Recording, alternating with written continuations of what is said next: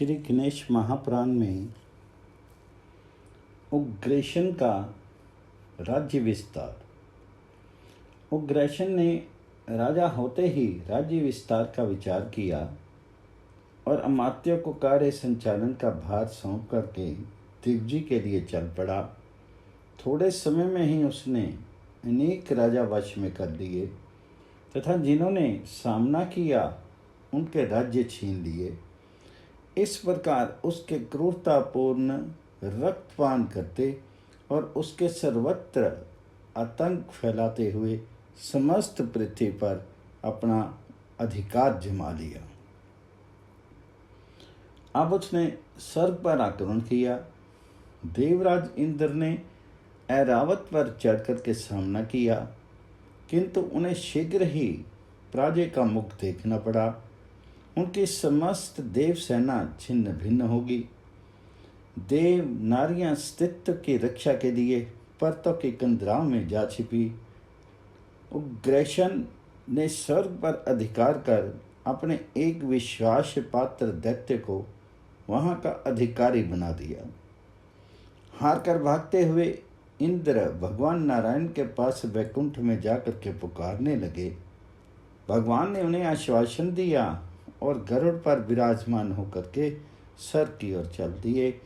उग्रेशन ने उन्हें देखा तो युद्ध के लिए तत्पर हो गया। भगवान ने चक्र चलाया तो उसने मुष्टि प्रहार से चक्र को दूर फेंक दिया। उन्होंने गदा से प्रहार किया तो असुर ने उसे चूर चूर कर दिया। भगवान बड़े चकित हुए।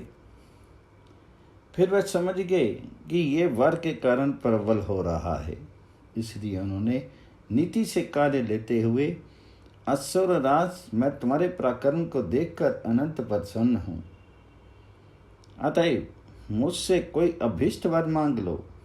वह बोल आ दे देव अधिदेव, यदि आप प्रसन्न हैं तो कृपा करके मेरे गंडकी नगर में सदैव निवास करें। बस इतना ही वर अपेक्षित है। श्री हरि ने स्वीकार कर लिया। अब उसने वैकुंठ की व्यवस्था के लिए भी एक विश्वासी असुर की नियुक्ति की और भगवान को साथ लेकर के अपनी राजधानी में आया। वहाँ एक सर्वोत्तम भवन में भगवान को जाकर के कहा, आप चाहें जिन देवताओं के सहित यहाँ सुखपूर्वक रह सकते हैं। भगवान वहीं रहने लगे।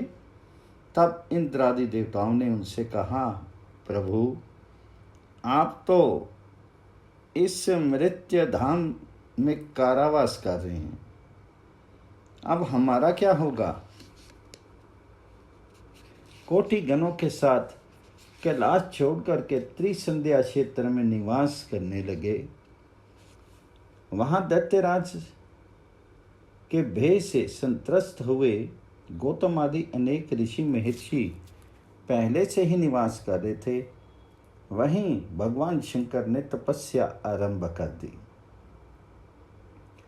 एक दिन समय प्राप्त होने पर पार्वती जी ने अपने नाथ से पूछा, प्रभु आप तो स्वयं ही सृष्टि स्थिति और प्रलय के एक मात्र कारण हैं, फिर आप किसकी प्रसन्नता के लिए तपस्या कर रहे हैं। ये रहस्य मुझे बताने का कष्ट कीजिए। तो शिव जी बोले, प्रिय, अनंत कर्म वाले जिन भगवान को प्रत्येक रोम में असंख्य ब्रह्मांड रहते हैं, वे समस्त गुणों के ईश्वर गुणेश ही मेरे आराध्य हैं। अनेक व्यक्ति उन्हीं गुणेश को गणेश भी कहते हैं।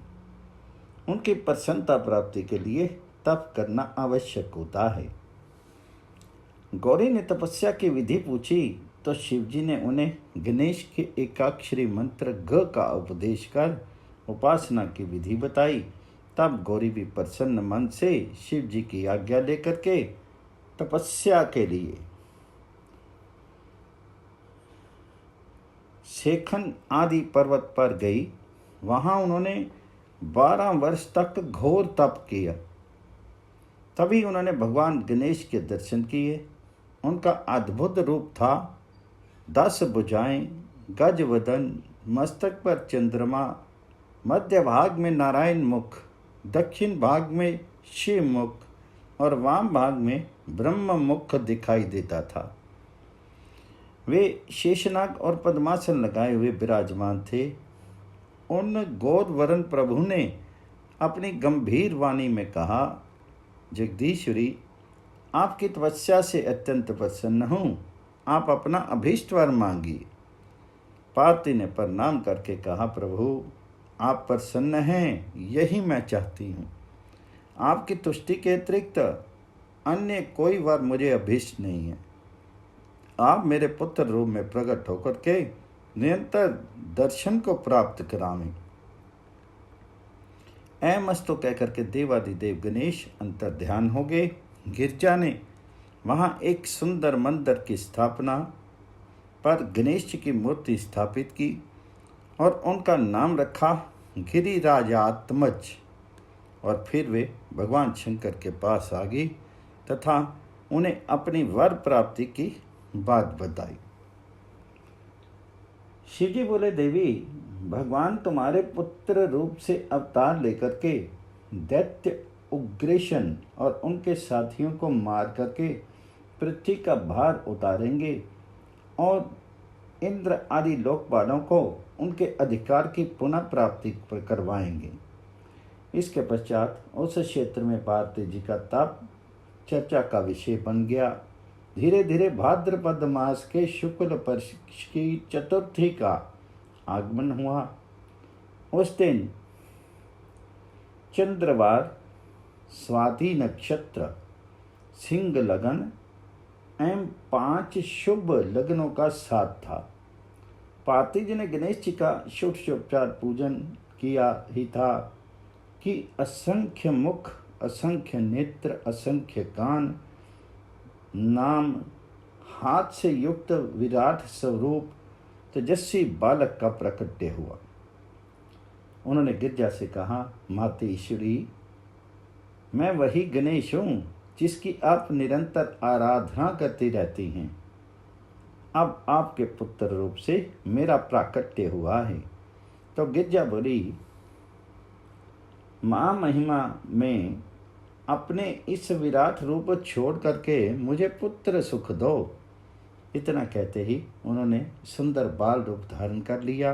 सुंदर नासिका, 3 नेत्र, 6 भुजाएं, विशाल वक्षस्थल, दर्शनीय मुख, चरणों में ध्वज, अंकुश, कमल आदि के शुभ चिन्ह तथा करोड़ों चंद्रमाओं के समान उज्जवल गौरवर्ण था।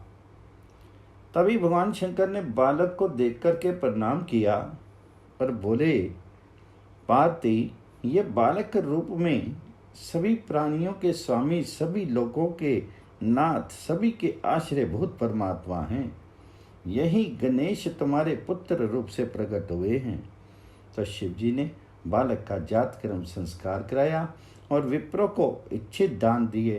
पार्वती ने उन्हें दुग्ध पान कराया। समस्त क्षेत्र में ज्योतिषीगण उपस्थित हुए। उन्होंने बालक का नाम विघ्न हरण विनायक गुणेश का गणेश रखा और कहा कि यह बालक सभी शुभ कर्मों में प्रथम पूजनीय होगा। इसके द्वारा दैत्यों का संहार अवश्यम भावी है।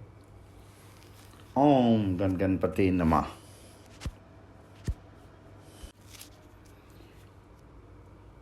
श्री गणेश महापुराण में उग्रसेन की चिंता। उग्रसेन के गुप्तचरों ने उसे समाचार दिया कि कैलाशपति शिव आपके भय से दंडकारण्य में त्रिसंध्या क्षेत्र में अपने करोड़ों गणों और अनेकानेक ऋषि मुनियों के साथ निवास करते हैं। शिव पत्नी पार्वती को एक पुत्र की प्राप्ति हुई है, जिसके विषय में ज्योतिषियों का कहना है कि वह असुरों का संहार करेगा। दैत्यराज ने कहाँ मैं इतना विशालकाय और महाबली तथा कहाँ वह छोटा सा नवजात शिशु। एक छोटा सा मच्छर किसी एक महाराज का कैसे वध कर सकता है। तभी उसने आकाशवाणी सुनी, दैत्यराज, तेरा काल समीप है। तुझे मारने के लिए साक्षात गणेश ने अवतार धारण कर लिया है। मिथ्या अभिमान छोड़ करके उनकी शरण ले ले। क्या ये संभव है? उग्रसेन सोचने लगा। जब आकाशवाणी कह रही है तब उसमें आंशिक सत्यता तो होगी ही, इसलिए इसका कुछ उपाय भी सोचना होगा। अमात्यों ने कहा, त्रिभुवननाथ, आपको अमर रहने का वर प्राप्त है, इसलिए चिंता कैसी। आकाशवाणी इस प्रकार कहलाना देवताओं का षड्यंत्र मात्र प्रतीत होता है। आपकी आज्ञा हो तो इसमें से कुछ वीर उस स्थान पर जाकर के अवसर मिलते ही उस बालक को मार डाले, जिससे आप निश्चिंत हो सके। उग्रसेन ने चैन की सांस लेते हुए कहा, यही करना होगा। शत्रु बालक पर अभी तो काबू पाना सरल है, बाद में प्रबल हो सकता है। असुर राज की आज्ञा पाते ही अनेक मायावी असुर उठ खड़े हुए और दंडकारण्य की गिरी कंदराओं में रह करके अवसर की प्रतीक्षा करने लगे। उन्होंने समस्त त्रिसंध्या क्षेत्र को अपना लक्ष्य बना लिया। वे वहाँ की प्रत्येक गतिविधि का पर सतर्कतापूर्वक ध्यान रखने लगे। एक दिन एक असुर ने गिद्ध का रूप बनाया। कुटी से बाहर खेलते हुए गणेश जी के पास जा पहुंचा। उसने इधर उधर आहट लेकर के देख लिया कि उसके क्रियाकलाप को देखने वाला कोई नहीं है, तो सहसा उन्हें अपनी भयंकर एवं विशाल चोंच में दबा करके आकाश में अत्यंत ऊंचाई पर उड़ चला। तभी किसी कार्यवश माता पार्वती जी बाहर गई तो उन्होंने पुत्र कहीं नहीं देखा। इससे हे गणेश, गणेश पुकारती हुई व्याकुलता से इधर उधर खोज करने लगी। आकाश में उड़ते हुए हृदासुर की चोंच में दबे हुए गणेश जी ने माता की पुकार सुनी तो असुर के मस्तक पर मुष्टि प्रहार कर बैठे। बस एक ही प्रहार ने असुर का मस्तक चूर्ण कर दिया और वह धरती की ओर गिरने लगा। गणेश जी सुखपूर्वक उसके मुख में बैठे रहे। माता ने गृध्र सहित अपने पुत्र को आकाश से गिरता देखा तो उस ओर दौड़ी। इतने में ही राक्षस धराशायी हो गया और पार्वती जी ने तुरंत ही गणेश जी को उनके मुख से निकाल करके अपनी गोद में ले लिया और दुग्धपान कराने लगी। क्षेमासुर कुशलासुर वध। क्षेम और कुशल नाम के दो असुर बड़े बलवान थे। वे अवसर देकर के आश्रम में घुस आए, किंतु माता पार्वती को बालक के पास बैठी देख करके दबे पांव एक कोने में जा छिपे। जब माता उन्हें पालने में लिटा करके किसी कारणवश बाहर चली गई तब दोनों असुर पालने के पास आए और उनमें से बालक को उठाने लगे। तभी गणेश जी ने अपने पांव चलाए और लीलापूर्वक एक एक पदाघात दोनों पर कर देते। बस एक एक बार में ही दोनों असुर दूर जाकर के इतनी जोर से गिरे कि उनकी अस्थियां पसलियों का ही चूरन हो गया। उनके हृदय फट चुके थे और रक्त वमन करके शांत हो चुके थे। माता आई तो ये दृश्य देख करके अवाक रह गई। उसकी समझ में नहीं आया कि ये दोनों यहाँ किस प्रकार आए और कैसे मारे गए। पार्वती ने अपने पुत्र को गोद से उठा लिया और गणों को आदेश दिया उनके शीर उठा करके सुदूर अरण्य में फेंक देने का। ओम गण गणपते नमः। श्री गणेश महापुराण में क्रूर वध। 3 राक्षस मारे जा चुके थे किंतु बालक का बाल बांका भी नहीं हुआ। इससे असुरों में शंका तो उत्पन्न हो गई थी कि बालक में कोई विशेषता अवश्य है, फिर भी वे उसकी विशेष सामर्थ्य से अपरिचित ही थे, अतः मारने के अनेक उपाय सोचने लगे। राक्षस दल में क्रूर नामक एक असुर अत्यंत ही क्रूर था। उसे यथा नाम तथा गुण कहना अनुपयुक्त नहीं होगा। एक दिन उसका भी काल खींच ले गया।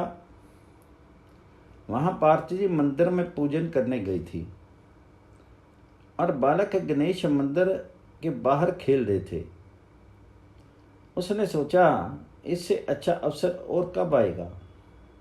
मैं भी एक मुनि बालक का रूप बना करके उनके साथ खेलने लगा।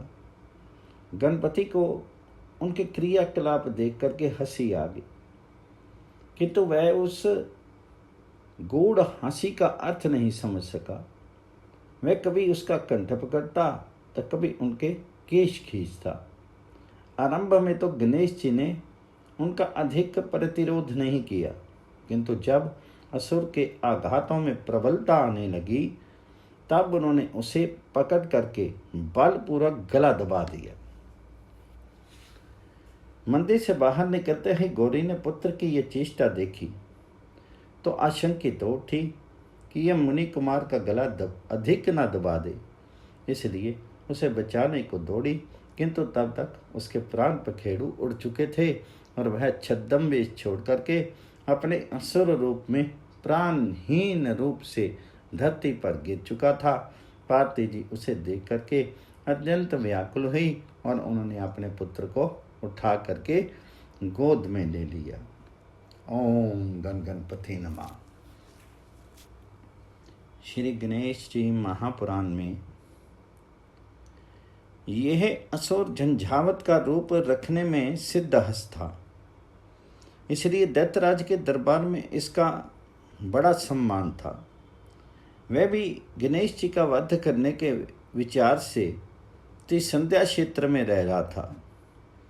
एक दिन गणेश जी का उपवेशन संस्कार होना था।